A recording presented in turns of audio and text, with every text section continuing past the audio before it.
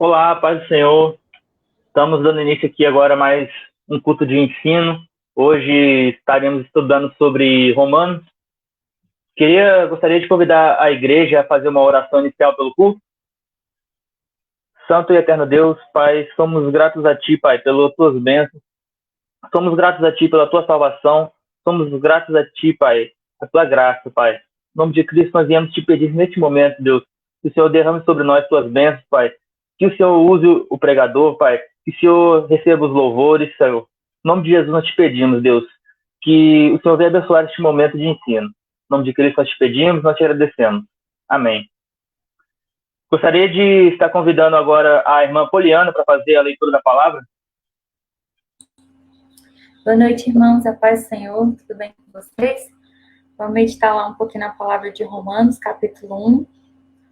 Paulo, servo de Jesus Cristo, chamado para ser apóstolo, separado para o Evangelho de Deus, o qual foi por Deus outrora prometido por intermédio dos seus profetas nas Sagradas Escrituras, com respeito a seu filho, o qual, segundo a carne, veio da descendência de Davi, e foi designado Filho de Deus com poder, segundo o Espírito de Santidade, pela ressurreição dos mortos, a saber, Jesus Cristo, nosso Senhor, por intermédio de quem viemos a receber graça e apostolado por amor do seu nome, para a obediência por fé entre todos os gentios, de cujo número sois também vós, chamado para ser de Jesus Cristo.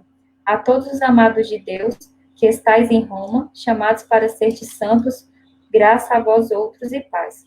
Da parte de Deus, nosso Pai, e do Senhor Jesus Cristo.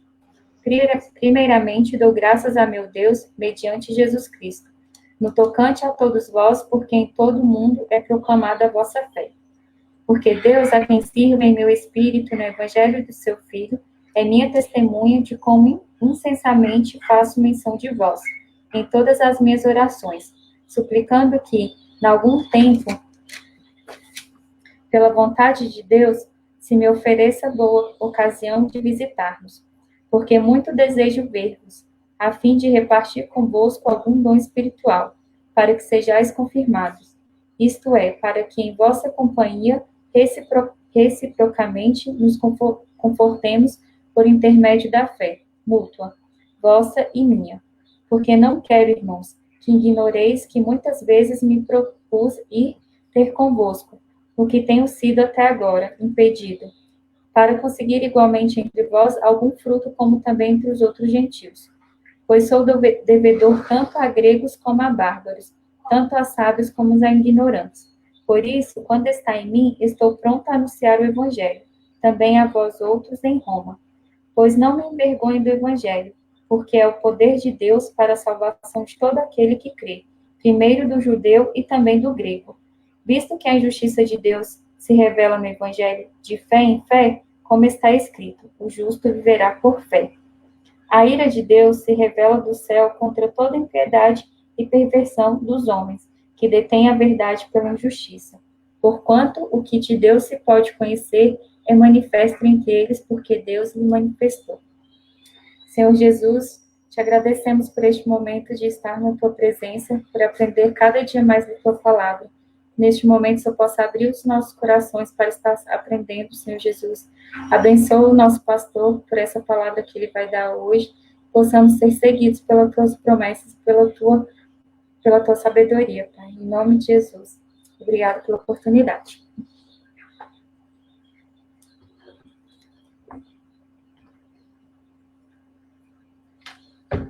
Amém.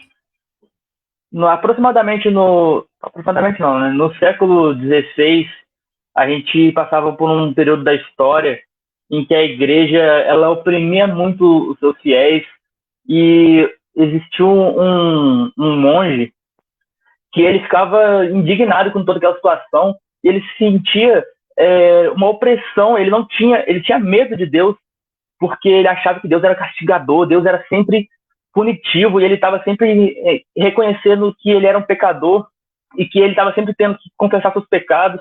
E conta a história que um dia, à luz de velas, ele lê que o justo viverá pela fé, e então ele deu início ao movimento que é a Reforma Protestante, e pela misericórdia de Deus, hoje nós temos acesso à Bíblia, hoje nós podemos ter liberdade para cultuar a Deus, e isso é maravilhoso. Amém?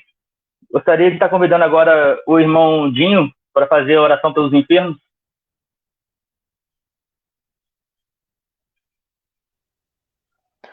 Pai do Senhor, para os irmãos, tudo bem com vocês? Vamos orar porque nós servimos um Deus que faz milagre, que cura e que ouve as nossas orações. Oremos.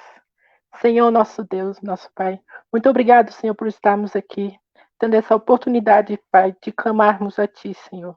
Apresenta agora a Ti todas aquelas vidas que estão enfermas, Senhor, que estão em casas, sentindo dores, pode ser tanto da alma, tanto dores físicas, e nos hospitais, Senhor, mas que Tu podes, Senhor, tudo, Tu podes, Senhor, visitá-las nesse momento, Senhor, curando, libertando, salvando essas vidas, Senhor.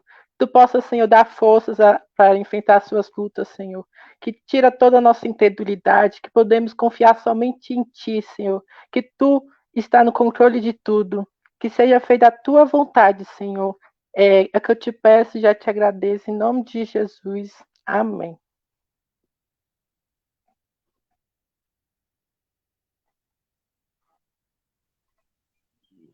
Amém. Estarei passando agora a direção do culto, a palavra, né, para o momento da palavra aí para o pastor Raoni. Gostaria de convidar a igreja a fazer mais uma oração pela vida do pastor. Santo Deus, somos gratos a Ti, Pai, por este momento de culto. E no nome de Cristo nós viemos te pedir agora, Pai, que o Senhor venha usar o Teu Filho mais uma vez para falar a Tua palavra a nós, Pai. Que o Senhor possa abrir os nossos corações, abrir os nossos ouvidos, Pai, para receber a Tua palavra e absorvê-la, Pai, e colocar em prática em todos os dias das nossas vidas, Pai. No nome de Cristo nós te pedimos, nós te agradecemos. Amém. Raoni.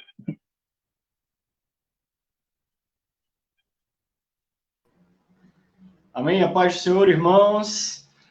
A paz do Senhor a todos que estão comigo aqui na transmissão. Também aqueles que já estão aí nas nossas redes sociais. Hoje está comigo aqui a irmã Poliana. Pode abrir a câmera, Fernando? Nosso querido irmão, sempre companheiro, Luiz Fernando Lordelo. Nosso irmão Gabriel e o irmão Edson de Paula, das Chagas. O tio dele está aqui nos acompanhando, pastor Els, né? É muito bom ter a companhia de vocês. Que Deus abençoe vocês, viu, meus amados? Vocês são bênção demais. Também está aí na nossa live, como eu já falei, o pastor Elcio, irmã Alice, irmã Lúcia, as irmãs Garcia também estão aí, a irmã Neta, a irmã Delma, a irmã Aline. Amém. Nós temos bastante o irmão Anderson. Temos muita gente aqui conosco hoje, mas ainda dá tempo de convidar os irmãos, né? Dê uma sacudida aí nessa pessoa que está do seu lado e fala, saia do Apocalipse da Record e vamos juntos estudar a palavra de Deus. Amém? Brincadeiras à parte, vamos continuar estudando as Escrituras, né? Nós estamos estudando aqui o Novo Testamento, já terminamos o Antigo Testamento e começamos no mês passado o estudo das Escrituras do Novo Testamento. Nós já vimos os 4 evangelhos, Mateus, Marcos, Lucas e João, e já vimos também o livro histórico do Novo Testamento, Atos dos Apóstolos. Ah, pastor, eu não vi, queria ver, eu perdi, eu estava dormindo, eu estava com corona, eu estava com isso, com aquilo, não tive condição de ver. Sempre o irmão Luiz Fernando tem colocado esses vídeos lá no nosso canal do YouTube também, tá? Então, se você não conseguir mais ver aqui no Facebook, depois você consegue ver lá no YouTube. Está conosco também a irmã Patrícia. Pai do Senhor, Pati, que Deus te abençoe aí, minha santa. Irmãos, antes de a gente começar o estudo, enquanto você vai chamando o povo, tá?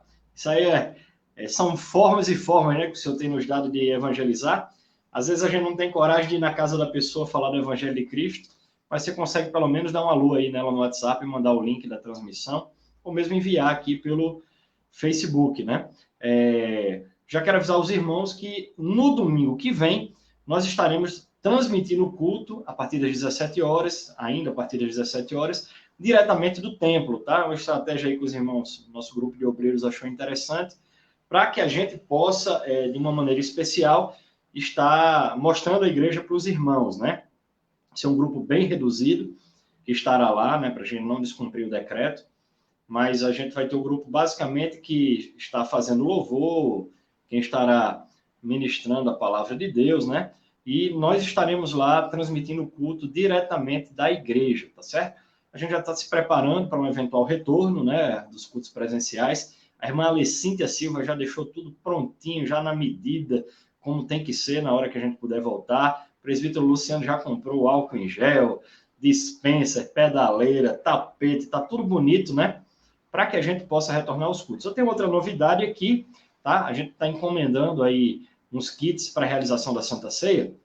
E assim que esses kits chegarem, eu vou marcar a Santa Ceia e a gente vai fazer o seguinte, a gente vai marcar para os irmãos buscarem esses kits na igreja para que a gente faça durante o culto a Santa Ceia, todo mundo junto. Vamos orar, consagrar, você vai lá, busca, ou manda alguém buscar, ou a gente manda deixar, dá um jeito, e aí os irmãos vão ter os elementos lá, né, para podermos cear juntos aí nesse momento de pandemia, que a gente tem muitas limitações, mas o Senhor tem nos ajudado. Amém? Quem crê que Jesus tem nos ajudado aí na nossa live? Começou, meu amor. Quem crê que Jesus tem nos ajudado nesse tempo aqui de pandemia, né? Tem abençoado sua igreja. Aí na nossa live dê um glória a Deus, um aleluia. Glorifica o nome do Senhor. Glória a Deus. Tem que estar crente, viu? Aleluia. Deixa eu virar um pouquinho aqui por causa da iluminação. Tá bem na minha cara aqui. Vamos começar. Vamos reler, irmãos. Texto que a irmã Poliana leu aí, né? Estamos estudando hoje a carta de Paulo aos Romanos. A gente vai poder mudar hoje um pouco a nossa estruturação, aquilo que a gente está, a forma que a gente está estudando. Porque o que acontece? Enquanto a gente estava estudando os evangelhos e Atos dos Apóstolos, na estruturação que a gente vinha levando, nós estávamos contando histórias, né? Primeiro a história do ministério de Cristo, depois falada pelos vários evangelistas, depois a gente conseguiu também falar um pouco da história, do comecinho da história da igreja, do trabalho do colégio apostólico, como o evangelho vai se estendendo por todo mundo. Só que hoje nós estamos começando a estudar mais as cartas que nós chamamos que são as cartas gerais e as cartas pastorais. As cartas gerais são aquelas escritas para grupos de pessoas para determinada igreja e tal, e as cartas pastorais elas foram escritas geralmente especificamente para uma pessoa, tá certo? Por exemplo, Paulo escrevendo a Timóteo uma carta de cunho pastoral.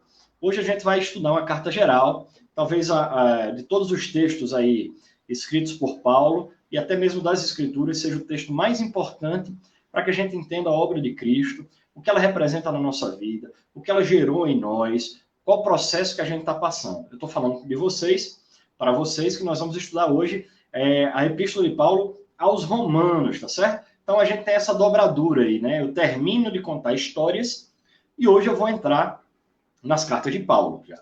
E quando a gente entra nas cartas de Paulo, ela geralmente já tem uma estrutura bem delineada, né? Se você for lendo as cartas de Paulo, você vai ver que geralmente o primeiro capítulo tem uma saudação introdutória ali, depois você vai ter uma carga teológica. Paulo, geralmente, quando está escrevendo para as igrejas, né, ele vai trazer uma carga teológica sobre aquele assunto, ele está querendo trabalhar um assunto teológico dentro da igreja, especificamente. Depois ele vai fazer uma aplicação prática, que a gente chama de... que é a porção ética das cartas de Paulo. Ele vai falar sobre os nossos relacionamentos, o que é que aquela teologia vai gerar de comportamento no ser humano, né?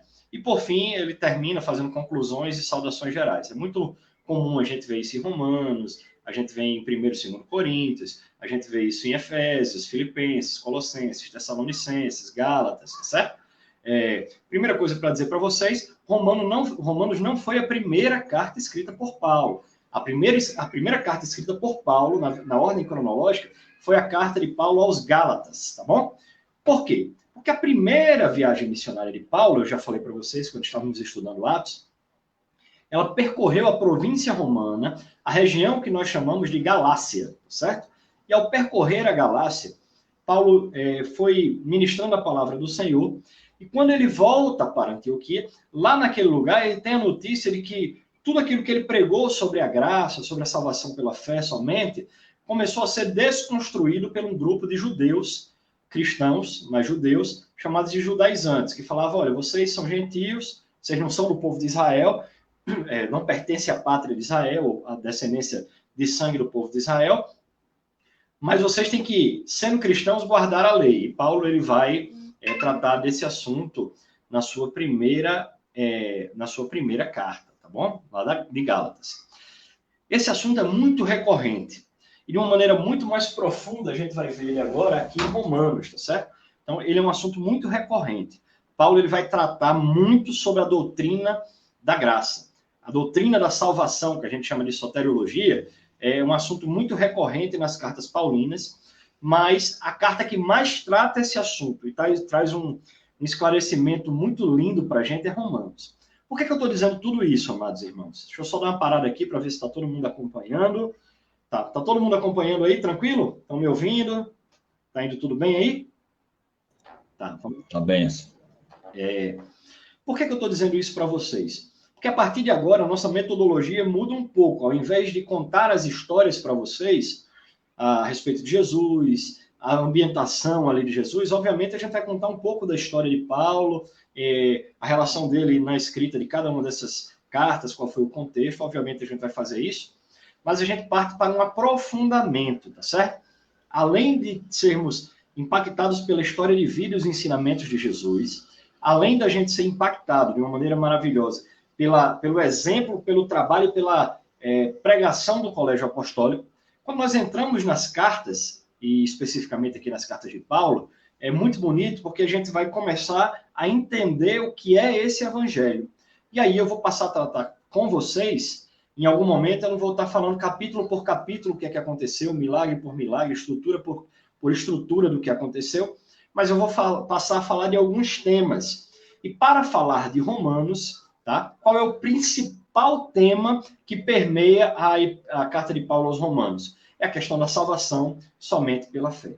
Mas, pastor, isso é um assunto importante? Com toda certeza. Em primeiro lugar, sempre ao longo da história da humanidade, vai ser o pastor Cícero, sempre ao longo da história da humanidade, que a Igreja do Senhor se afastou da sua base doutrinária da salvação somente pela fé, houve uma extrema corrupção do credo da Igreja, houve uma profunda corrupção do comportamento das pessoas, porque elas passaram a ter... essa mateologia passou a trazer desdobramentos para o dia a dia da igreja. Vamos lá. Romanos é uma carta de uma profundidade, de uma importância gigantesca. É um tratado teológico de Paulo, mas também é um grande exemplo de estrutura retórica com a qual ele escreveu essa carta para convencer o grupo de judeus daquele lugar de que os gentios também podiam alcançar a salvação e que a guarda da lei não era necessária porque a salvação agora era pela graça. Basicamente, ele vai defender esses temas.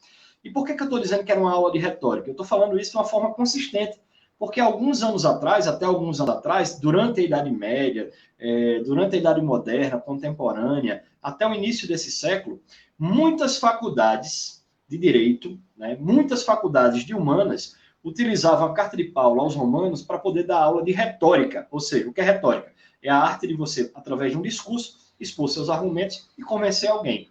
Então, era usada a carta de Romanos para dar aula de retórica, quão grande é a sua profundidade e de tão bem que ela foi construída pelo apóstolo Paulo, tá bom? Então, vamos lá. Para falar sobre a carta aos Romanos, a gente primeiro tem que dizer por que Paulo escreveu e em que contexto ele escreveu. Ora, falamos para os irmãos que Paulo, já falamos até hoje da primeira viagem missionária na região da Galácia, Paulo e Barnabé saem de Antioquia e eles vão seguindo ali pela Galácia, pregando a palavra do Senhor, ensinando, operando milagres e maravilhas, ganhando autoridades para Cristo, repreendendo demônios, fazendo coisas maravilhosas. Depois dessa primeira viagem missionária, Paulo e Barnabé, eles voltam, e quando eles voltam, a caravana ela vai se dividir, tá bom? Barnabé, juntamente com seu sobrinho João Marcos, vão seguir para a região da Ásia, ok? E Paulo tinha o intento também de seguir para outra região da Ásia, mas o Senhor convida Paulo para que ele possa entrar numa região chamada de Macedônia, tá certo? Uma província grega chamada Macedônia.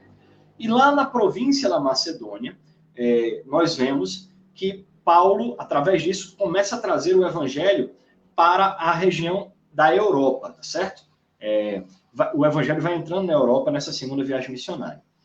Logo após ela, Paulo ele vai empreender uma terceira viagem missionária. E nessa terceira viagem missionária, nós vemos Paulo pregando o evangelho, ensinando o evangelho de uma forma muito profunda lá na região de Corinto e na região, por exemplo, também de Atenas, né? Nessa província romana chamada de Acaia. Toda vida que eu falar Acaia, os irmãos vão entender que é a província, a parte grega, não macedônica do Império Romano, né? Então, é a província da Acaia. E lá na província da Acaia, por exemplo, a gente vê Paulo ensinando o evangelho em Atenas, lá no Areópago. A gente vê uma igreja florescer naquela região chamada a igreja em Corinto. Paulo depois volta para a região de Éfeso e tal, e aí ele empreende em seu coração levar uma oferta das igrejas dos gentios, dessa região da Macedônia, da Acaia, até mesmo da Ásia Menor, juntar uma grande oferta e levar para Jerusalém. Por que Paulo queria fazer isso? Por dois motivos, irmãos. Primeiro, havia uma grande e profunda fome que estava acontecendo, porque o imperador romano da época expulsou de várias regiões do Império Romano, ali da região de Roma e da Itália, ele vai expulsar os judeus. E quando os judeus voltam para as suas terras, ou mesmo para Jerusalém, ou para outras regiões, eles voltam sem terra, sem direito de propriedade, ou seja, os judeus que estão, por exemplo, em Roma, lá na província da Itália, e eles começam a voltar para Jerusalém, eles não têm mais terreno, eles não têm mais renda, não têm mais propriedades, então eles estão passando por uma grande necessidade econômica e financeira, uma grande fome.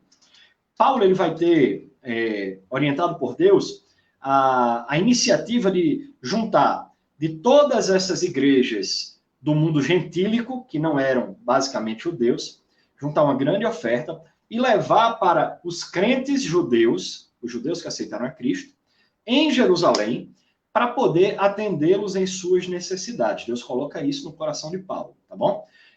Qual era a grande ideia de Paulo com isso? Era costurar a relação, era poder azeitar a relação ou aproximar a igreja do Senhor Jesus Cristo, formada por judeus, da igreja do Senhor Jesus Cristo, formada por gentios. Ele queria unir essa igreja, não somente pelos laços fraternais, eminentemente da doutrina bíblica, e entender que a salvação é uma só em Jesus Cristo, porque eles tinham divergências, às vezes, em aspectos da questão ritual da lei.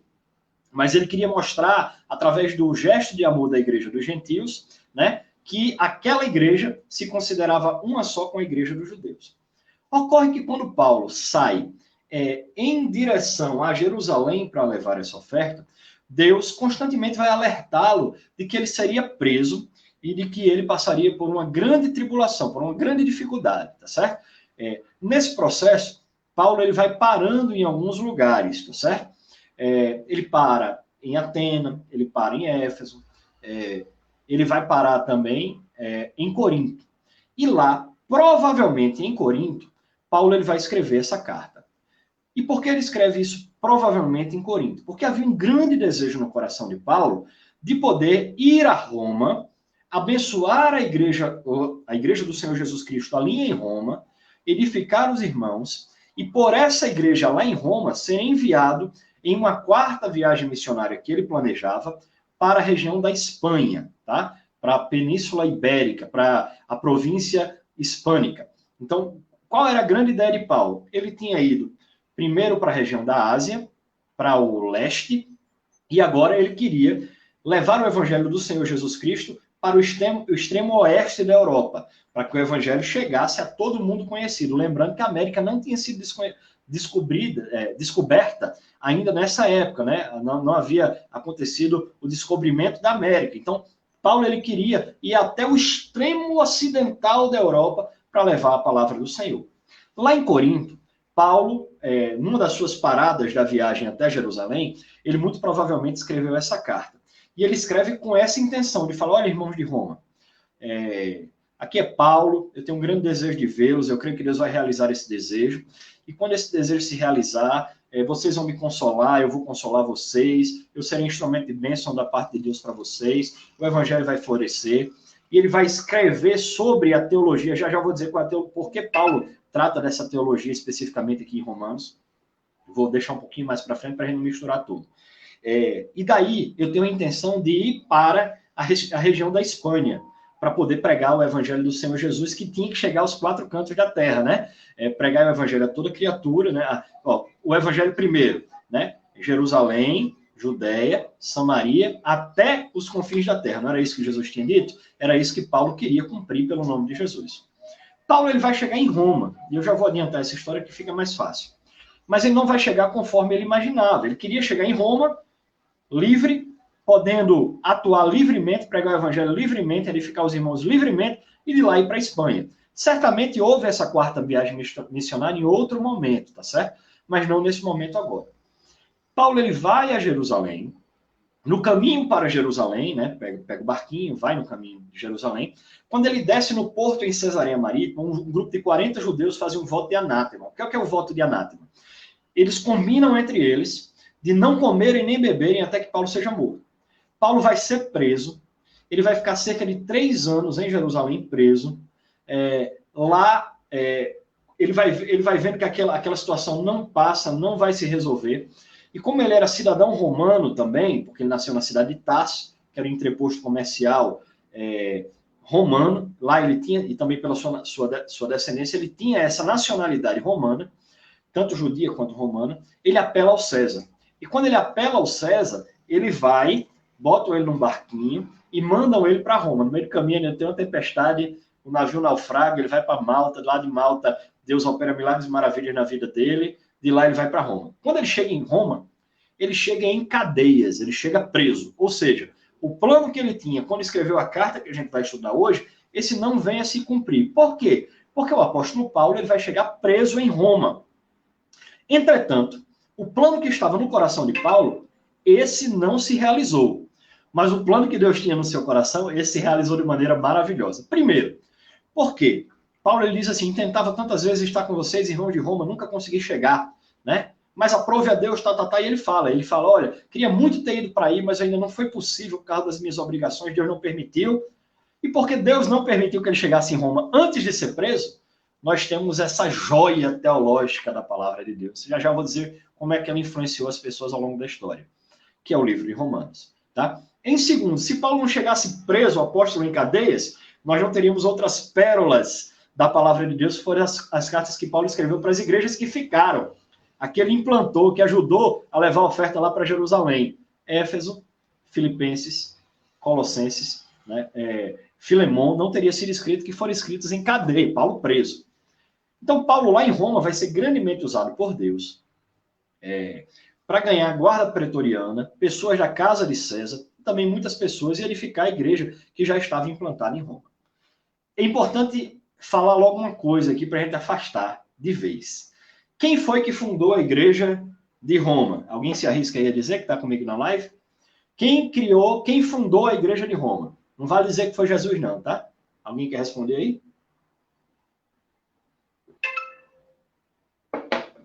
É mais fácil a gente dizer quem não fundou do que quem fundou. Ninguém vai arriscar, não? Então, bora lá. Primeira coisa que eu tenho que dizer de cara, não foi Pedro. Pedro não foi o fundador da igreja de Roma.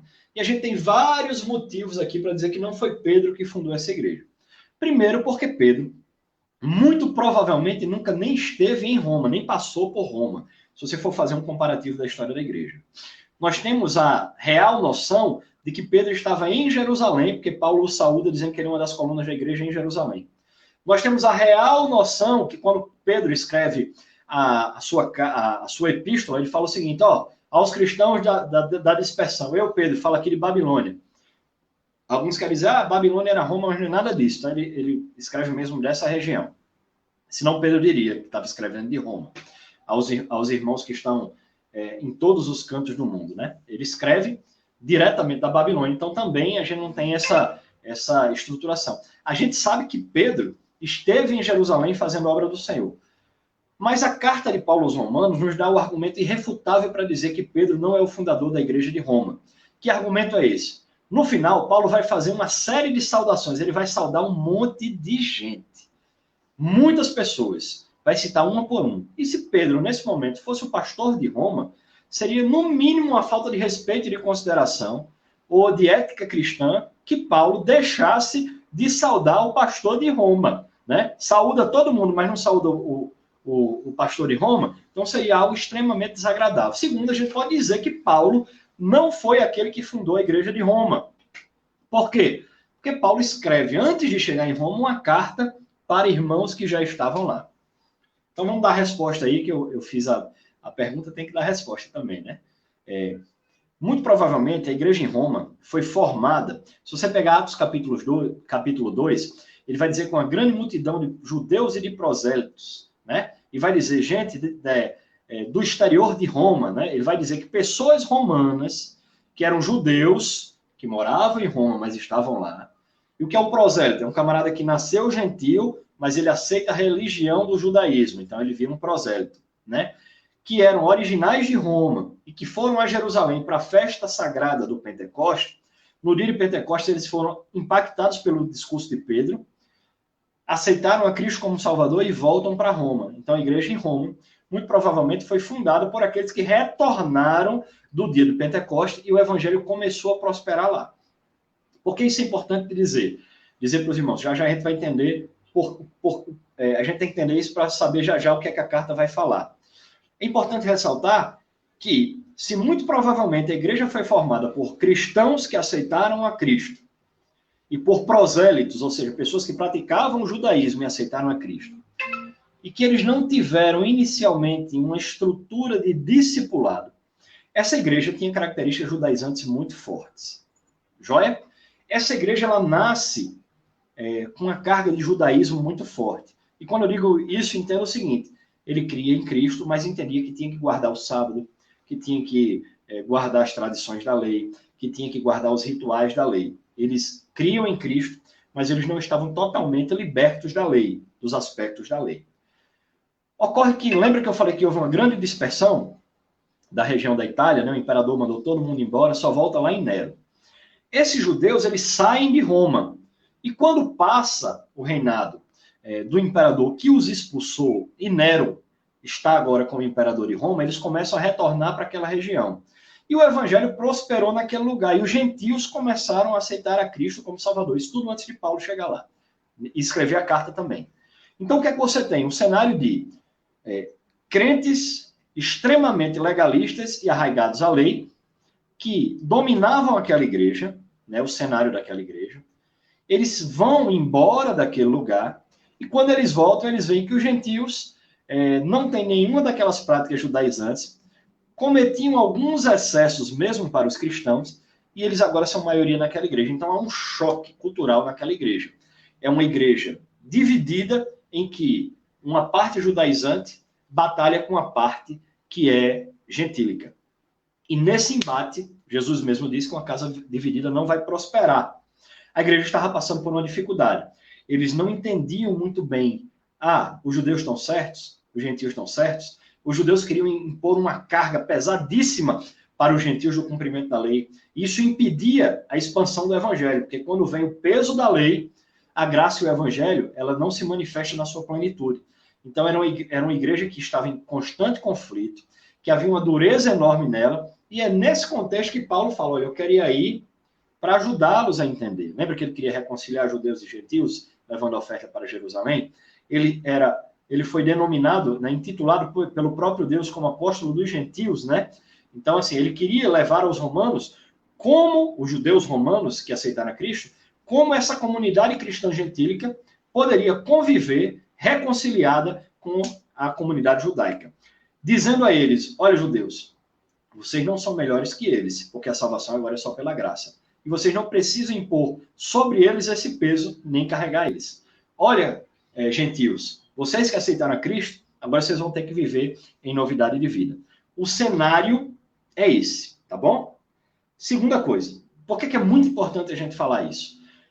Estudar a carta de Paulo aos Romanos. Porque ao explicar que a salvação é pela graça, que todos os pecados destituídos estão na glória de Deus, que a corrupção do pecado alcançou todos os homens, que a justificação só se dá pela fé, pela graça de Cristo Jesus, ele estava falando isso para os crentes de Roma, tentando reconciliar esses dois grupos e tratar a teologia deles, limpar a teologia deles para que eles pudessem crescer em Cristo. Mas quando eles fazem isso, amados irmãos, quando ele faz isso, amados irmãos, Paulo nos deixa o maior tratado teológico sobre salvação de todos os tempos. E isso, a salvação, é um tema central da nossa fé. E por isso, o texto de Paulo vai influenciar a igreja nos momentos mais difíceis que ela viveu nos séculos posteriores. Um exemplo. Gabriel, quem é o maior expoente aí da patrística? Qual é o principal pai da igreja depois do colégio apostólico que a gente mais estuda na faculdade de teologia? Principal membro da patrística. Sem medo de errar. Se acertar com a Bíblia. Inácio? Não sei. Não. Agostinho de Pona. Tá. Agostinho de Pona. Talvez você não tenha dois livros dele aqui. Mas se eu falar Santo Agostinho, todo mundo conhece, né?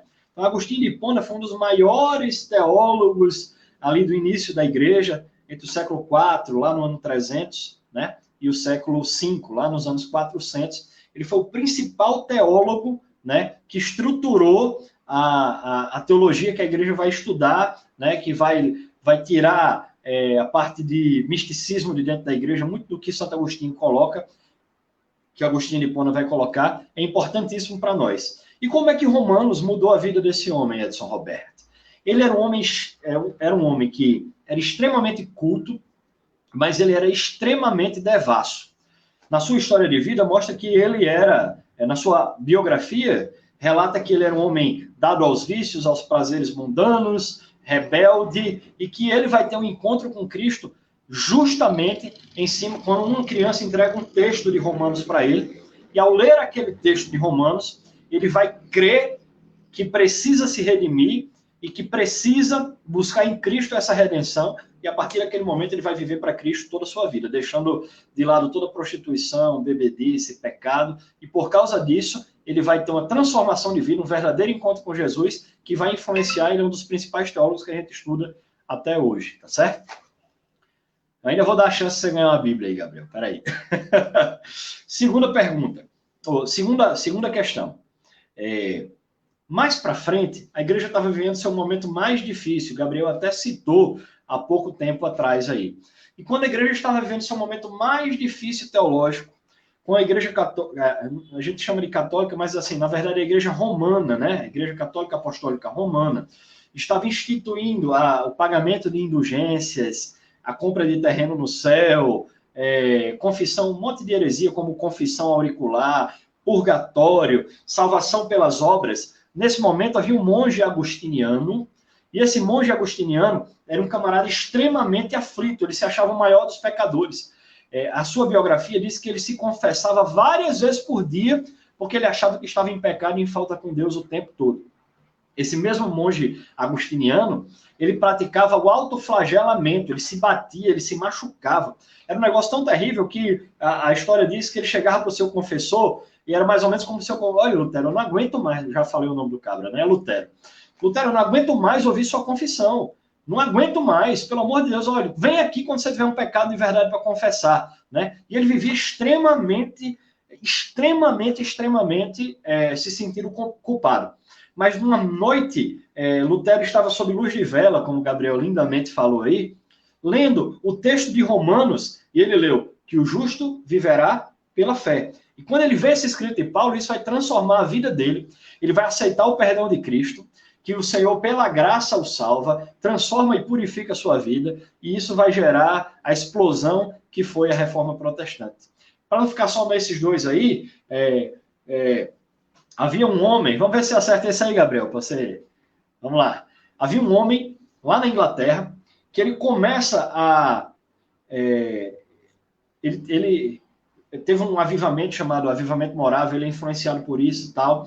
E ao ouvir as pregações em cima da carta de Paulo aos Romanos, aquilo vai acendendo o seu coração de uma forma grandiosa, e ele começa a espalhar o evangelho pela Inglaterra, pela Europa, trazendo um grande avivamento que nós vimos aí no século XVIII. O nome desse homem começa com John. Como é que termina, Gabriel? Muito bem, John Wesley. Wesley! O maior avivalista, né? Uma vez o pastor Elcio me disse assim, vou falar igual a John Wesley, me dê 2 homens cheios do Espírito Santo, né? que eu vou fazer o evangelho queimar em toda a Europa. E é isso mesmo, ele sai levando o evangelho e há um grande avivamento, muito porque ele foi influenciado pelas pregações que ele ouvia do que Paulo tinha ensinado aos romanos. Então esse livro é lindo, perfeito. Irmão, não vai dar para falar de Romanos todos, pela profundidade que ele tem. Mas eu queria mostrar a importância para tentar despertar no seu coração o desejo de ler essa carta. Se você não leu Romanos até hoje, já tem mais de 5 anos de crente, é admissível que um novo convertido não tenha lido Romanos. Mas se você tiver mais de 5 anos de crente, 5 anos de crente, e ainda não leu Romanos, você tem que ler isso essa semana, porque é maravilhoso. Vamos lá. E por que é tão bonito? Primeiro, porque Paulo, ele começa Romanos traçando um perfil de toda a sociedade. Eu fico imaginando Paulo lá em Corinto, escrevendo para os romanos, né? Imaginando chegar lá, ele olhando da sua janela, e ele começa a descrever um cenário. E esse cenário ele está explícito entre o capítulo 1 e o capítulo 3, tá certo? Depois você vai ver lá. Entre o capítulo 1 e o capítulo 3, deixa eu abrir aqui minhas anotações. Ele vai começar a falar sobre essa decadência moral e espiritual que ele via e que toda a humanidade estava passível de condenação por causa disso. Então, entre o capítulo 1 e capítulo 3, Paulo ele vai começar, a partir do verso 16, ele vai dizer que há uma necessidade universal de salvação. Ele vai dizer, por exemplo, que todos pecaram, destituídos estão da glória de Deus. Ele vai começar a dizer como o pecado abundou no mundo, como o pecado se multiplicou no mundo, que os homens vão deixando de adorar ao Senhor Deus para fazer imagens e esculturas e passar a adorar a criação e não o Criador. E esse cenário que Paulo ele vai detalhar ali de Romanos é um cenário que todos os dias a gente vê abrindo os noticiários, né? Abrindo a porta de casa, a gente vê as pessoas se entregando à prostituição, à bebedice, a todo tipo de pecado, de conduta sexual inadequada segundo as Escrituras e a palavra de Deus. A gente vê Paulo dizendo, por exemplo, que os homens eles são extremamente cheios de si, que eles são arrogantes, que eles perseguem uns aos outros. E aí ele vai começar dizendo que há uma necessidade universal de salvação. Lembra que ele está explicando isso para os de origem judaica e os de origem gentílica? Ele vai chegar à conclusão que é uma corrupção pecaminosa em todo o mundo, tá? Ele vai... muito paz do Senhor, irmão Antônio Carlos. Isso, sim senhora, irmã Suiane. O Agostinho é esse mesmo, tá certo? Que a senhora perguntou. Ele vai começar a dizer o seguinte, olha, o pecado tomou conta de todo mundo. É até desesperador. Eu abri aqui o capítulo 1 de Romanos. E ele vai dizer o seguinte, ó. Tendo conhecido a Deus, não glorificaram, não lhe deram graça, antes em seus discursos se desvaneceram, seu coração insensato se obscureceu, se dizendo sábios, tornaram-se loucos, mudaram a glória do Deus incorruptível em semelhança de aves. Aí ele vai falar sobre as condutas imorais, vai falar sobre... a questão da sensualidade de homem para homem, mulher para mulher. Ele vai falar sobre iniquidade, fornicação, malícia, avareza, maldade, inveja, homicídio, contenda, engano, malignidade, murmuração, detratação, aborrecer a Deus, injúria, soberba, presunção, invenção de males, desobediência aos pais e às mães. Ele vai mostrar a irmã Sara chegou, está aparecendo aqui no reflexo. Ele vai mostrar esse cenário de corrupção pecaminosa abundante em todo mundo. E aí, mostrando que todo mundo é pecaminoso, ele vai ajudar a gente a construir uma ideia que na cabeça do judeu não era tão simples. O judeu se fiava que por ser filho de Abraão na carne, ele era uma categoria de ser humano especial, porque ele era filho de Abraão. E ele vai dizer o seguinte, olha, o problema é porque a raiz do pecado está lá em Adão. E como na carne todos nós somos filhos de Adão, se ele pecou, nossa natureza é a mesma de Adão e ela se torna também pecaminosa, né? E aí ele vai chegar à grande conclusão que todos nós temos que chegar. Todos pecaram e destituídos estão da glória de Deus. Ora, para que o processo da salvação comece em minha vida, a primeira coisa que deve acontecer é o reconhecimento do pecado. A palavra diz que aquele que confessa e deixa alcança a misericórdia. E eu só posso confessar um pecado, eu só posso entender eu só posso verbalizar ou entender no meu coração, apresentando diante de Deus que eu estou em pecado ou que é um erro em minha vida, se, em primeiro lugar, eu tenho consciência que eu sou pecaminoso. Mas muitas pessoas entendem que estão acima do bem e do mal. Muitas pessoas vão entender que elas não são passíveis de erro, né? Irmãos, olha, super-homem não existe. Super-homem não existe. Todos nós somos falhos, né? Por mais crente que você seja, por mais santificado por Cristo que você seja, enquanto você está aqui nesta terra, você é passível de erro. E é muito importante, assim como Lutero entendeu, a gente entender isso, porque quando nós entendemos a nossa natureza pecaminosa e falha, nós passamos, em primeiro lugar, a entender que se nós chegarmos a pecar, o mundo não acabou, tá certo? Por quê? Porque essa é a nossa natureza. Você conhece alguém que não aceita o perdão de um pecado que cometeu lá atrás? Ah, eu sou ímpio demais, eu sou o pior dos pecadores. Eu não estou dizendo aqui que a gente vai poder viver pecando e voltando, como se fosse uma brincadeira, né? Ou de uma forma inconsciente. Mas eu estou dizendo aqui que se eventualmente você cometer uma falha, João vai dizer, filhinhos, não pequeis, mas se pecares, tendes um advogado, Jesus Cristo, né? Se a gente vier a pecar ou errar, não é o que a gente busca, mas se ocorrer um acidente de percurso na nossa vida, entendamos que a natureza pecaminosa faz parte da gente. Não é porque a gente é a pior pessoa do mundo e por isso eu sou indigno de receber o perdão de Deus. Ora, por sermos as piores pessoas do mundo, nós somos as piores pessoas do mundo. Deus enviou o seu Filho, que se fez carne, morreu por nós para nos dar a salvação. Então é isso que Paulo está apresentando aqui inicialmente em Romanos. Ele vai apresentar o seguinte, olha, todos pecaram e destituídos estão na glória de Deus. Mas para a gente, na nossa cabecinha, assim, a gente fica imaginando que, não, eu sou um pecador. Eu entendo, pastor, eu sou um pecador, mas eu nunca matei alguém. Porque se eu matasse alguém, e a gente acha que a gente nunca cometeu o assassinato de alguém, talvez porque haja algum valor em nós. E porque a gente tem esse valor dentro de nós que nunca nos levou a matar ninguém, nós merecemos a salvação mais do que um assassino. É um exemplo muito clássico e que é difícil, às vezes, a gente compreender. A gente olha para a figura de um estuprador, ou de um pedófilo, ou de alguém que comete uma barbaridade, um assassino em série. A gente olha aquele homem e fala, não, a salvação, né, eu sou melhor do que aquela pessoa. Irmãos, a nossa natureza pecaminosa, nós não entendemos a que condição ela pode nos levar. Há uma semente do pecado dentro de cada um de nós que, ao se desdobrar, pode se desdobrar de maneiras terríveis, das quais a gente nem vai se reconhecer. Mas entendendo que o pecado se manifesta de forma abundante em todo o mundo, Paulo ele vai começar dizendo, olha, entendamos que todos pecaram e destituídos estão da glória de Deus. E entendendo que nós somos pecadores, agora a gente começa o processo de volta.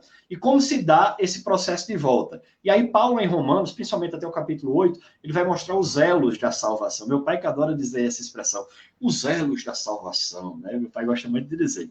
E que elos da salvação são esses? Primeiro, é o reconhecimento da natureza pecaminosa. Eu reconheço que sou pecador. E sabendo que eu sou pecador, eu entendo que nada do que eu puder fazer pelas minhas obras podem me levar à salvação. E como nada pode me levar à salvação, por maior que seja o sacrifício, ou ação, ou a boa ação que eu faça, e isso não vai me salvar, eu entendo que não tem jeito para mim. E realmente, eu não posso dar um jeito na minha vida. Só quem pode dar um jeito na minha vida é Cristo Jesus. E como é que isso acontece? Primeiro, porque a salvação não é algo que eu busco em mim e alcanço em Deus. A gente está muito acostumado com o sistema de recompensas. Se eu estudar, eu passo no concurso. Se eu for bom, alguém vai gostar de mim. Se eu tratar bem da minha mulher, ela vai gostar de mim. Se eu for uma pessoa, um bom amigo, os meus amigos terão em consideração. A gente está muito acostumado com esse sistema de recompensa, em que eu faço as coisas e as pessoas me retribuem, né, de alguma forma, por um sistema de merecimento. A irmã Sara está me ajudando aqui, tá certo? Mas com Jesus não funciona assim. Não é nada do que eu fiz que me dá o mérito da salvação. Por isso que explode, às vezes, a cabeça de muita gente. Não são as obras da lei, ou são as obras de justiça, ou as obras de caridade que vão me trazer salvação. Pelo contrário. Quando Cristo opera na minha vida, vai haver uma transformação na minha vida. E essa transformação vai fazer com que eu dê bons frutos, ou pratique obras de justiça. É mais ou menos o seguinte, eu não faço boas coisas para ser salvo, mas eu pratico boas coisas porque Jesus já me salvou. É isso que Paulo vai defender aqui. E aí ele começa. Primeiro, entendemos que somos pecadores. Segundo ponto, ele vai dizer o seguinte, olha, entendendo que somos pecadores, temos que perceber que a justificação só pode vir por Jesus. E ele vai falar mais ou menos ali que a gente estava como se fosse um casamento terrível. Imagine um casamento de um homem extremamente correto, ele quer tudo no lugar. As irmãs que estão aí estão acompanhando, né? Um homem quer tudo bonitinho, quer tudo no lugar, tudo arrumado, todas as coisas direitas ali, não sei o quê. O banheiro tem que estar impecável, a pia tem que estar impecável, os meninos bem arrumados, os quartos perfeitos. Só que aquela mulher que casou com esse homem perfeitinho e todo metódico é uma mulher extremamente bagunçada. Ela deixa louça suja em cima da pia, os lençóis tudo virado na cama, e o marido fica tentando ajeitar, mas já está bagunçado de novo. Essa relação vai ser uma relação de conflito. Então, nessa relação de conflito que Paulo apresenta desse homem extremamente arrumadinho, tal, que tudo é ali, tudo tem que ser metódico, contadinho, e essa mulher extremamente esculhambada, Paulo está fazendo a figuração do que é a lei, esse homem extremamente, tudo direitinho, tem que ser assim, senão vai ter uma punição metódico, e ele vai apresentar como se fosse uma mulher, essa esposa esculhambada a gente, que via de regra erra, via de regra não faz o que o marido queria, via de regra tá errado, então esse casamento não vai dar certo. E aí Paulo vai dizer o seguinte, olha, só tem uma forma desse casamento acabar. Que forma esse casamento se acaba? Se um dos dois morrerem. Aí ele vai dizer o seguinte, que esse homem é tão ruim, mas tão terrível, que ele não morre nunca. E como ele não morre, essa mulher não está livre para casar com outro alguém. E aí o que é que vai acontecer? Ele vai comparar essa nova vida pela fé em Cristo à esposa que morre. E quando essa mulher, que era toda esculhambada, morre, ela vai acontecer o seguinte com ela. Ela vai morrer, mas ela vai ressuscitar. E como ela morreu, o contrato de casamento acaba, né, até que a morte os separe, né? Então ela morreu para si mesma, e quando ela morre, esse casamento inicial com a lei acaba, e ela vai casar com outra pessoa. Quem é com que ela casa da segunda vez depois que ressuscita? Cristo Jesus. Ele vai dizer o seguinte, olha, nós morremos para o mundo, morremos para nós mesmos, e agora a gente está ressuscitando em Cristo. Por isso, a lei não tem mais domínio e poder em nós. Esse casamento ruim acabou. E agora a gente vai casar com Cristo. E o que é que Cristo faz? Ele vai mudando a natureza daquela mulher. E aí ela vai se tornando mais disciplinada, mais correta, deixando tudo no lugar. Ela vai se tornando uma esposa melhor, mais carinhosa. Tudo vai sendo corrigido. Tudo vai indo bem. Por quê? Porque ela tem uma gratidão enorme ao novo marido e esse trabalha no seu coração. Então é mais ou menos isso que Cristo faz com nós. Então vamos voltar. Todos pecamos, destituídos, estamos da glória de Deus. E aí Paulo ele vai trabalhar a doutrina da justificação. Como é que a gente pode resumir a doutrina da justificação? Bora lá. A Bíblia nos mostra que Deus ele é amor. Sim ou não, pastor Antônio Paes Carneiro? Deus é amor. Ele nos ama profundamente, grandiosamente, imensamente. A gente não consegue medir o amor de Deus por nós. Mas a Bíblia também diz que Deus ele é justiça. Nós praticamos um grande erro, irmãos, quando nós achamos que Jesus só é amor. Ah, Jesus me ama, e por causa disso não vai ter consequência para o meu pecado, eu posso fazer o que eu quiser, viver como eu quiser, que ele me entende, sempre vai ser assim, ele sempre vai me perdoar, mas há um momento em que Deus também ele é justiça. E conjugado um Deus que é amor e é justiça, Paulo vai dizer mais ou menos o seguinte, olha, em resumo, qual é a doutrina da justificação?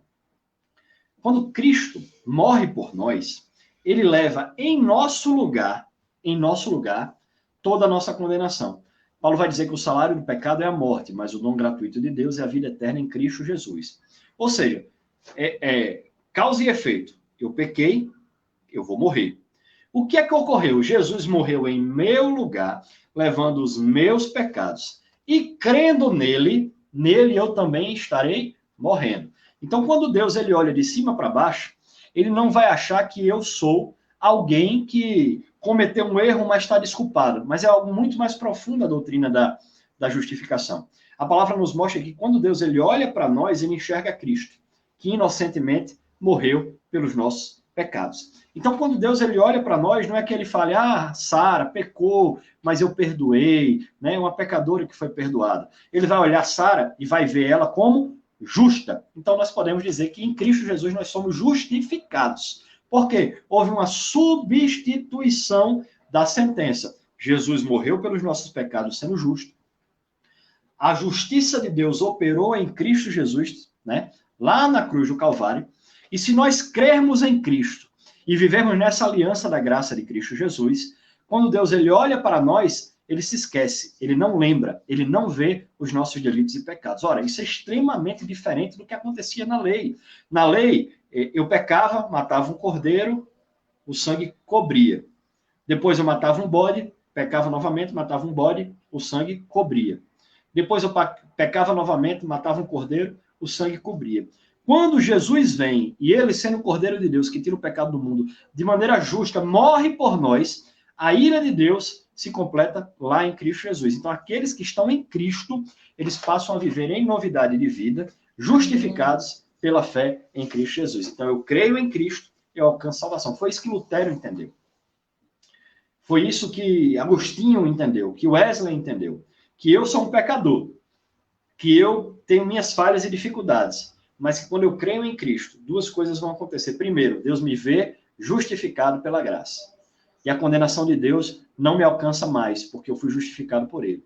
Em segundo lugar, nós passamos a ter a nossa vida transformada por Deus. Então, eu não faço mais coisas para me salvar.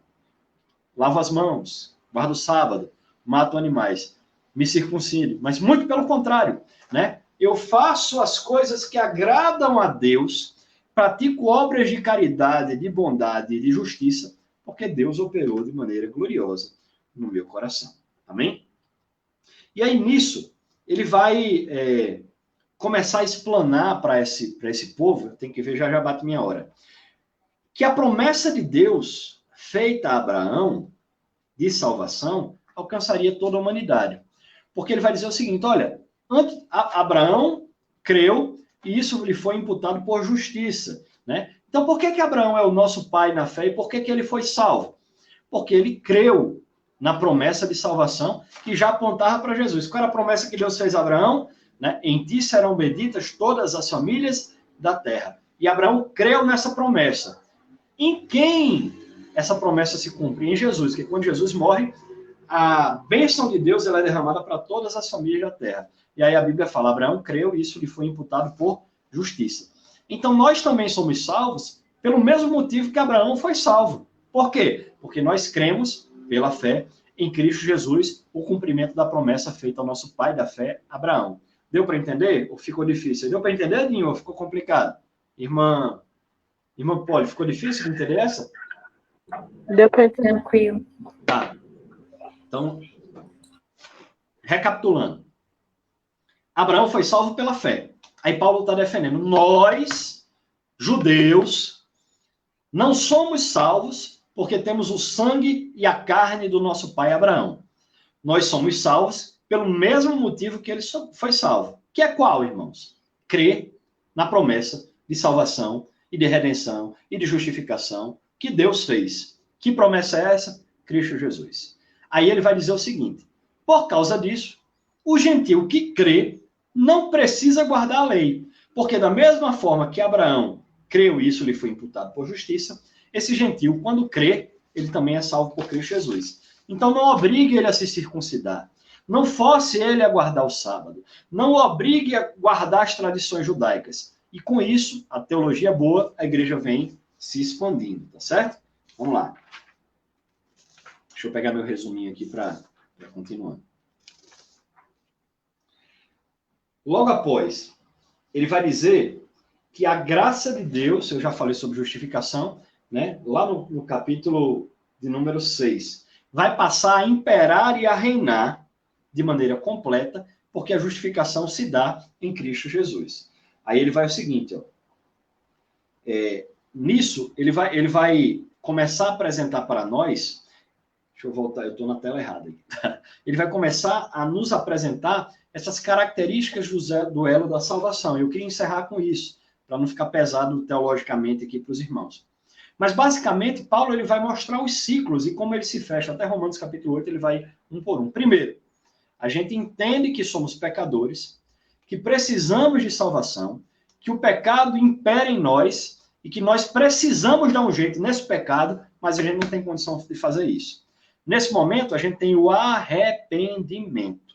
Então, o primeiro passo desses elos da salvação é entender que somos pecadores. O segundo é nos arrependermos disso. Então, quando eu entendo que sou pecador e me arrependo do pecado, eu saio desesperado buscando uma solução para esse pecado. E buscando em mim mesmo, eu não consigo alcançar essa salvação. Então, eu começo a procurar, fora de mim, quem possa me salvar. E nada pode me salvar. Buda não pode, Maomé não pode, os espíritos de luz não podem, os orixás não podem, os guias não podem, os gurus não podem, nada pode, os santos não podem, as estátuas não podem, nada pode me salvar. Então eu chego à conclusão que só um pode me salvar. Quem é aquele que é o caminho, a verdade e a vida? Quem é aquele que é a ressurreição e a vida? Eu entendo que eu tenho que morrer para poder ressuscitar nele. Quem foi que morreu e ressuscitou sendo a primícia dos que dormem? Cristo Jesus. Então eu olho para Jesus e entendo, só Cristo pode me salvar. Eu sou um pecador, arrependido, entendo que não tenho condições. Olho para Jesus e entendo que Jesus pode me salvar. Confesso a Cristo o meu pecado. Porque só quem pode perdoar pecado é Cristo Jesus. Não é um homem que eu chego no ouvido dele, falo os meus problemas, ele vai me dar uma sentença e por causa disso eu vou rezar 10 Pai Nosso, 50 Ave Maria e tudo está resolvido. Porque eu entendo que se eu rezar, se eu fizer, se eu der dinheiro, isso não vai ser suficiente. Então eu olho para Jesus e eu pergunto, Jesus, o que eu preciso fazer para ser salvo? E aí Jesus vai vir com uma resposta que eu não esperava. Você precisa crer em mim como único e suficiente Salvador. Se arrependendo dos seus pecados, deixando eles para trás, começar um processo de transformação na sua vida. Então, nesse momento, ocorre o elo da salvação chamado de conversão. Eu olhei para Cristo, confessei, aí vamos voltar elo por elo, né? Entendimento do pecado. Segundo, arrependimento do pecado. Terceiro, conversão do pecado, confissão do pecado. Quarto, conversão a Cristo. No momento em que ocorre a conversão a Cristo, é automático. Você aceita Cristo, confessa Ele pela fé, e nesse momento vai acontecer o processo da justificação. É automático, não precisa passar a sua vida toda. Você creu em Cristo verdadeiramente, como Salvador, como pecador arrependido que você é, você olha e fala, Jesus, me ajude, eu vou morrer, eu não consigo, eu não tenho condições de me salvar. Cristo olha para você e naquele momento ele lhe justifica pelo sacrifício que já estava preparado antes da fundação do mundo para nos salvar. Então, Jesus nos salva no processo de justificação. Na justificação, fui justificado por Cristo. Também ocorre outro fato, né? Eu fui justificado por Cristo, e nesse momento, o meu espírito que estava morto em meus delitos e pecados, ele morre aos pés de Cristo, e Cristo vai vivificá-lo. Esse processo em que o nosso espírito é vivificado se chama de regeneração. Pastor, explique direito o que é regeneração. Olha, o homem que pecou e destituiu o estado da glória de Deus, ele está morto para Deus. Não há comunhão. E a comunhão não acontece no nosso corpo, a comunhão com Deus ocorre no nosso espírito. Então nós, depois que somos justificados por Cristo, passamos a ser regenerados por Ele. O nosso espírito ressuscita em Cristo e ele volta a ter comunhão com Deus. Então nós sentimos a presença de Deus. Nós recebemos o Espírito Santo em nós. O nosso espírito, ele está vivo em Cristo novamente. Nós passamos a ter o desejo de orar, de ler a palavra, de estar fazendo as coisas de Deus. É mais ou menos isso que acontece. E a nossa alma? A nossa alma vai passar por um processo chamado de conversão. Esse processo de conversão da alma, ele vai durar a vida toda, talvez. Porque o que é a alma? A alma é o centro dos nossos desejos e emoções. É muito bonito, Maio Perma, ele compara a conversão como se fosse o seguinte: nossa alma está num trem rumando para um desfiladeiro do inferno. Quando aceitamos a Cristo como Salvador, esse trem vem de quilômetros e quilômetros rumando rumo a esse despenhadeiro. Quando cremos em Cristo, o processo da justificação, Deus nos dá um impulso e a gente pula do trem que ia para a destruição, do trem que está voltando para a presença de Deus. E quando voltamos para esse trem que está rumando à presença de Deus, a gente começa a retornar no caminho. Então eu vou perdendo a vontade de fazer aquilo que agradava a minha carne. Se eu era iracundo, Deus vai trabalhando meu caráter. Se eu era prostituto, Deus vai trabalhando na minha vida. Se eu era drogado, Deus vai tirando isso da minha vida. Se eu era mentiroso, então a gente vai se convertendo nas nossas práticas pecaminosas. Esse processo, de uma maneira gloriosa, nós podemos chamar que é o processo da santificação. Entendendo que Deus fez a obra na nossa vida, todos os dias eu vou negando a mim mesmo, eu vou vendo se há em mim, pedindo que Deus veja se há em mim algo que não o agrada, vou me afastando daquilo que não agrada a Deus e vou me aproximando daquilo que agrada a Deus. Aquele que é santo se santifique ainda, né? Então o processo de santificação é um processo gradual. Todos os dias da nossa vida nós temos que nos santificar em Cristo Jesus. E por fim, a esperança que temos é que de passo em passo nesse processo de santificação, um dia o estágio final da obra de Cristo na nossa vida vai se dar, quando ele nos glorificar. O nosso corpo será glorificado por Deus e viveremos eternamente com ele. Basicamente é isso que Paulo está dizendo aqui em Romanos, que todos pecaram, que há uma solução que é Cristo Jesus, que vai nos salvar, nos santificar e futuramente vai nos glorificar para uma vida eterna com ele. Não importa se eu, né, que provavelmente tenho essa ascendência, se eu tenho ascendência judaica, ou se a irmã Patrícia, né, que provavelmente tem ascendência cuxita, ou o irmão Gabriel, que provavelmente tem ascendência europeia, ou cada um de nós que tem uma origem diferente, não importa a nossa origem. O que importa é que nós somos pecadores, arrependidos, que confessaram a Cristo, crendo nele, e foram reconciliados com ele, e foram justificados por ele, e foram santificados por ele. E todos os dias estão sendo convertidos por ele, até o dia que nós cheguemos ao céu de glória para vivermos com ele para sempre. Amém? Alguma pergunta aí, irmãos, na nossa live? Ou aqui comigo no estúdio? Pode abrir, Fernando.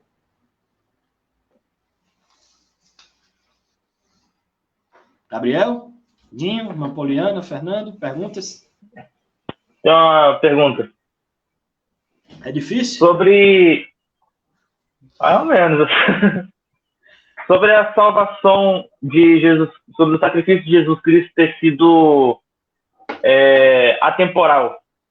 Valer tanto para as pessoas que vieram depois dele, quanto para as pessoas que esperavam a vinda dele. Sobre a questão da salvação dos judeus. Como é que funcionava antes de Jesus Cristo vir? Vamos lá.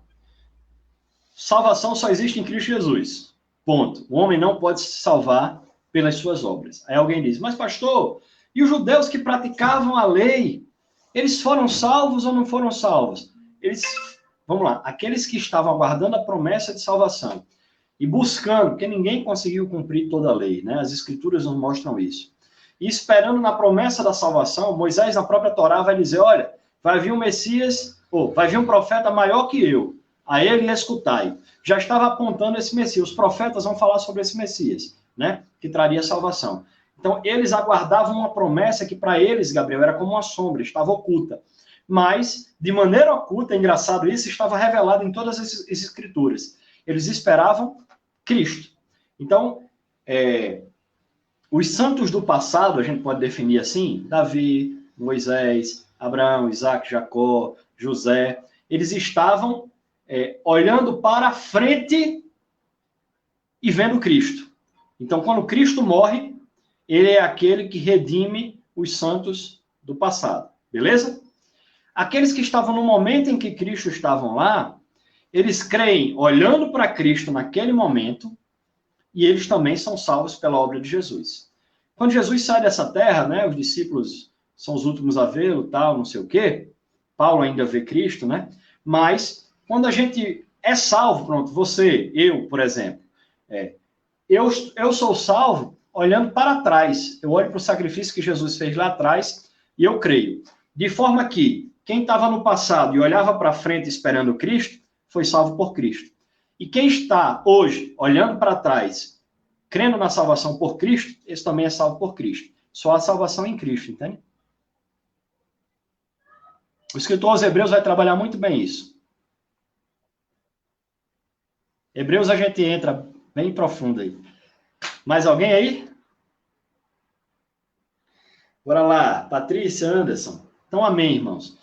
É um tema, já, como eu falei para vocês, é mais teológico, mais pesado, mas a gente vai aqui com todo carinho. Esse tema vai voltar nas próximas cartas de Paulo, tá? E eu aconselho vocês a estarem lendo Romanos aí, sendo grandemente edificados por Deus, tá certo?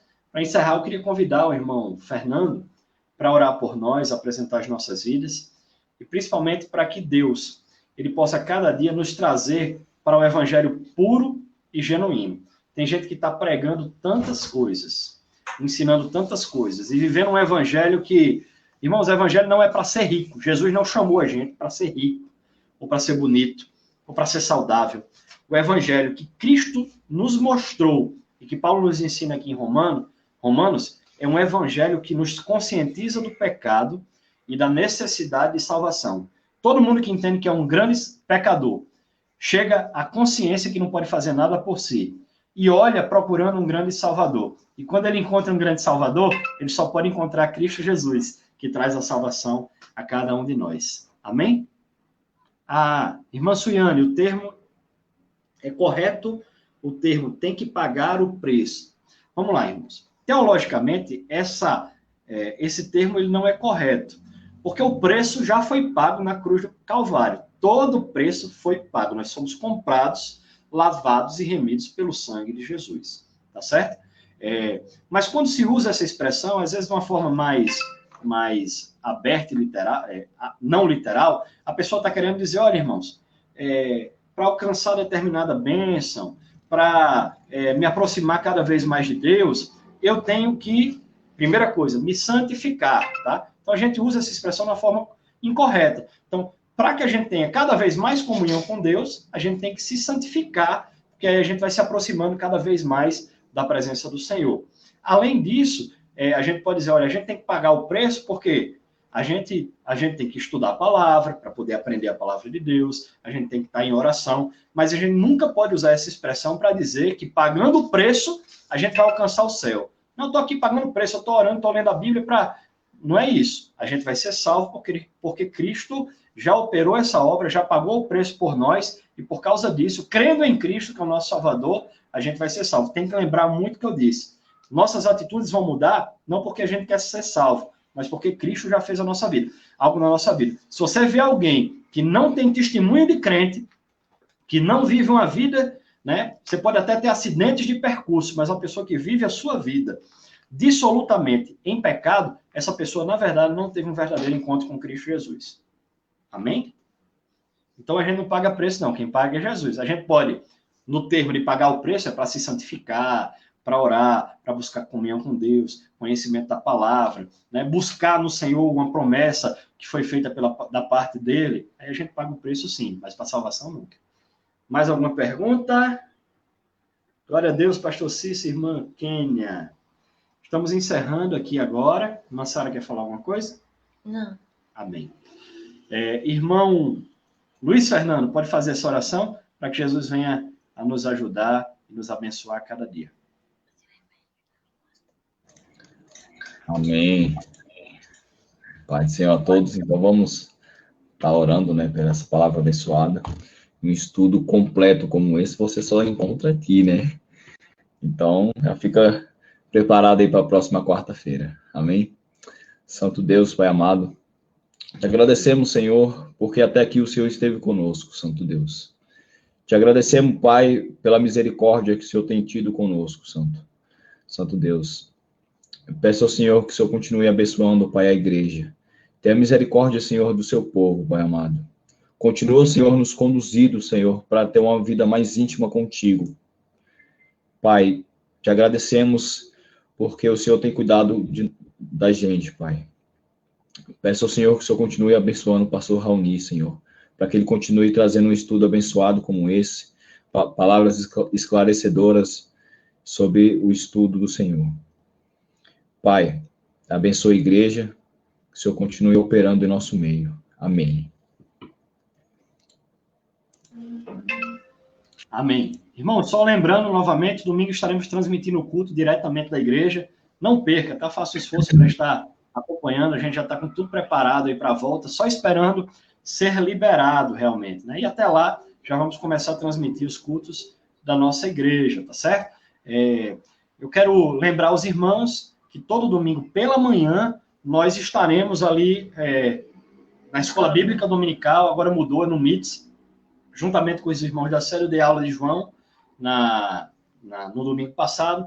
Próximo domingo nós teremos outro grande herói aí do Novo Testamento, tá bom? Domingo à noite nós teremos o nosso culto. Também quero lembrar, irmãos, é muito bom dizer isso para vocês, que a gente está no projeto da Trilha 27, todos os dias estamos lendo um capítulo do Novo Testamento, tá certo? E quando termina essa live aqui, eu vou entrar em outra com os irmãos da Trilha 27 para a gente falar um pouquinho ali com o pastor Kleber Maia, meu professor, uma bênção, um homem de Deus, né? Sabe muita coisa da palavra do Senhor, tremendamente usado. É pastor lá de Galinhos, da cidade de Galinhos, lá no Rio Grande do Norte. Ele estará nos ensinando mais sobre Mateus. Se você quiser entrar, já é nosso convidado aí na sequência. Eu tinha mais um aviso para dar. Acho que era só isso mesmo. Amém? Então, Deus abençoe a sua vida, a sua família, em nome de Jesus. Qual é o nosso lema? Unidos e edificados, certamente faremos uma grande obra para Deus. Estenda as mãos e receba a bênção. Que a graça do nosso Senhor, Salvador Jesus Cristo, o amor de Deus, o nosso eterno Pai, a comunhão e as consolações do Santo Espírito, seja com a igreja do Senhor hoje e para todo sempre. Amém. Amém. Eu lembrei o que eu ia dizer. Irmãos, você acha que uma igreja extremamente espiritual pode ser cheia de confusão e de problema? Pode sim. E como é que Deus quer trabalhar nessa igreja para transformá-la, né? Vamos estudar aí a primeira e a segunda carta de Paulo aos Coríntios. Não sei se a primeira e a segunda, ou só a primeira, na quarta que vem. Convido você para continuar aqui com a gente. Deus abençoe, um beijo grande e muito obrigado aí pela audiência. Amém.